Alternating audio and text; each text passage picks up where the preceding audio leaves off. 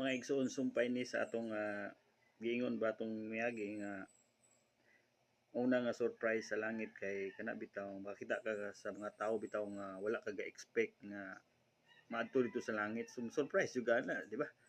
Kay example mo gud na mga igsoon basin ang imong silingan na grabe ka struggle sa bisyo, grabe ka struggle sa sabong, grabe ka struggle sa sugal.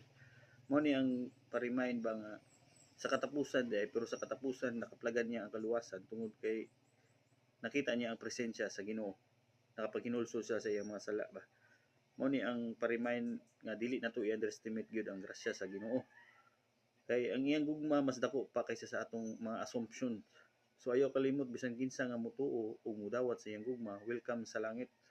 Kung natay mga reference na mga igsuon basin nagaingon ka nga gatumo-tumo ra ko kay ug atong iadto na sa biblical